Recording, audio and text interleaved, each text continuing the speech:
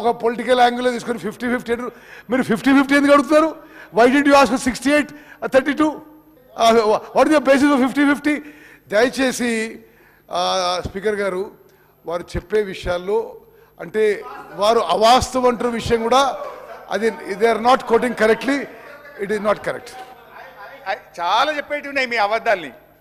Sir అధ్యక్ష, ఇప్పుడు వారు నిలబడి ఒక అబద్ధం ఆడినరు, అవాస్తవం చెప్పిన అది చెప్తా. వారు ఏమన్నారు తెలుసా? లాస్ట్ ఇయర్ అట ఈ 50-50 అనేది గత సంవత్సరం అడిగినరు, మొదలు అడగనే లేదు అన్నారు. I will read out. ఎన్ని అవాస్తవాలు మీరు మాట్లాడతారు అంటే మీరు ఏమన్నా మా మీద బురద చల్దామని డిసైడ్ అయ్యి వచ్చింది. కానీ అట్లా చల్లించుకోవడానికి మేము మీలాగా ప్రిపేర్ అయ్యి లేము, అని బయటకు పోవడానికి రెడీగా లేము. ప్రతిదీ ఆన్సర్ చేస్తాం. Janani estates farm lands Chandanavali square yard 2299 రూపాయలు మాత్రమే. అధ్యక్ష, ఎస్ ద లెటర్ 7 ఉత్తమన్న మాట్లాడతారా ముఖ్యమంత్రి గారు? కూర్చోవాలనా? ఎందుకట్లా running comments? You are the chief minister, you are the leader of the house. Why are you speaking like that? Harish Rao గారు వారు కోరుకున్నారు. ముఖ్యమంత్రి గారు, గౌరవ ముఖ్యమంత్రి గారు. స్పీకర్ సార్, తెలంగాణ సమాజానికి నీళ్ళు అనేవి ప్రాణప్రదాయిని. ముఖ్యంగా దక్షిణ తెలంగాణ మహబూబ్ నగర్, రంగారెడ్డి, నల్గొండ, ఖమ్మం జిల్లా వరకు కృష్ణానది జలాల మీదనే ఆధారపడి జీవితాలు కొనసాగిస్తున్నాము. మహబూబ్ నగర్ జిల్లా 10 లక్షల మందికి పైగా వలసలు పోయి తట్ట పని, పార పని, మట్టి పని, బొగ్గుబాయి, ముంబై లాంటి వలసలు పోవడానికి కారణము 2009లో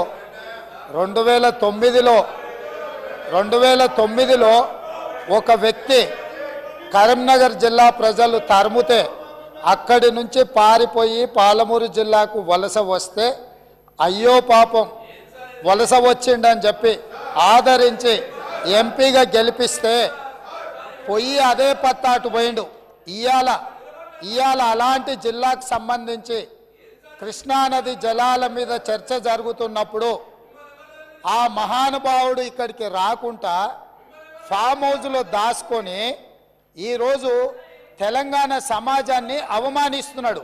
ఇంతకంటే కీలకమైన అంశం ఈ తెలంగాణ సమాజంలో ఏమైనా ఉందా అధ్యక్ష? మీరు చెప్పండి. మీరు కూడా వికారాబాద్ జిల్లా కరువు ప్రాంతం నుంచి వచ్చిండ్రు కదా.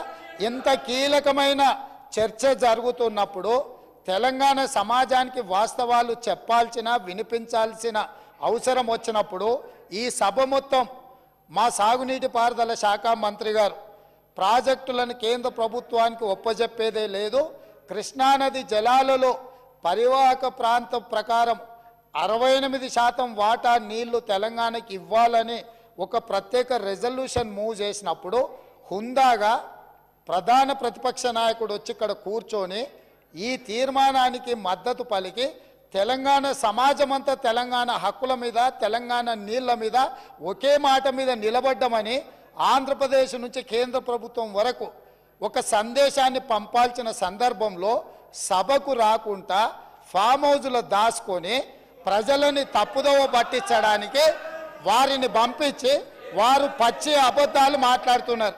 ఏది ఏమైనా మొన్న నేను చూసినప్పుడు ఆ కుర్చీ ఖాళీగా ఉండి ఈరోజు ఆ కుర్చీలో పెద్దలు పద్మరావు గారు కూర్చున్నారు. వారికి ఆ బాధ్యత ఇస్తానన్న వారన్నా నెరవేరుస్తారు. దయచేసి ప్రతిపక్ష నాయకుడిగా పద్మారావు గారు నిజమైన తెలంగాణ ఉద్యమకారుడు, తెలంగాణ కోసం కొట్లాడేటోడు. వారిలాంటి వాళ్ళని పెడితే తెలంగాణ సమాజానికి మేలవుతుంది. నేను ఒకటే చెప్పదలుచుకున్నా, ఈరోజు ఉత్తమ్ కుమార్ రెడ్డి గారు సభలో ప్రవేశపెట్టిన ఈ ప్రాజెక్టులను అప్పజెప్పేది లేదు అనేది మొదటి అంశము. పరివాహక ప్రాంతం ప్రకారం 68% నీళ్లు అంటే 551 టీఎంసీల నీళ్లు తెలంగాణకు రావాలి అని వారు తీర్మానం ప్రవేశపెట్టినరు. దానికి అనుకూలమా వ్యతిరేకమా మొదట ఆ విషయంలో స్పష్టత ఇచ్చిన తర్వాత మిగతా ఏ విషయాలైనా మాట్లాడమనుండ్రి. అంతే తప్ప ఇవాళ వాళ్ళ మాటల వల్ల, వాళ్ళ చర్యల వల్ల శత్రువులకు బలం చేకూరుతుంది. శత్రువులకు దొంగలకు సద్దిమూటం మోసే విధానం మంచిది కాదు. ఇప్పటికైనా దొంగ బుద్ధి మార్చుకొని తెలంగాణ బుద్ధి తెచ్చుకోవాలిగా అని చెప్పి నేను వారికి విజ్ఞప్తి చేస్తున్నా. స్పీకర్ సార్, ఇప్పుడు రేవంత్ రెడ్డి గారు కూడా తెలంగాణ ఉద్యమం గురించో తెలంగాణ గురించి మాట్లాడితే దయ్యాలు వేదాలు వెళ్ళించినట్టు ఉంటుంది. ఈయన నా మాట్లాడేది. అధ్యక్ష, ఇప్పుడు ఈయన గారు కేసీఆర్ గారిని కరీంనగర్ నుంచి తరిమితే మహబూబ్నగర్ వచ్చిందన్నారు. ఆయన జీవితంలో ఓటమెరగని నాయకుడు. సిద్దిపేటలో అయినా, కరీంనగర్ అయినా, మహబూబ్ నగర్ అయినా, గజ్వేల్ అయినా. మరి నిన్ను కొడంగల్ తరిమితే నువ్వు మల్కాజ్గిరికి వచ్చినావా? నువ్వెందుకు వచ్చినావు మల్కాజ్గిరికి? ఒకవేళ మమ్మల్ని చూపిస్తే 2 ఏళ్ళు మిమ్మల్ని చూపిస్తాయి.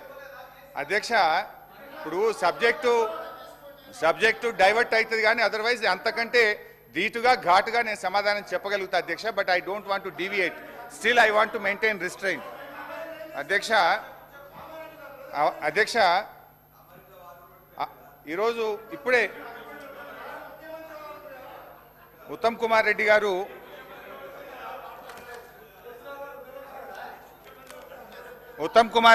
మాట్లాడుతూ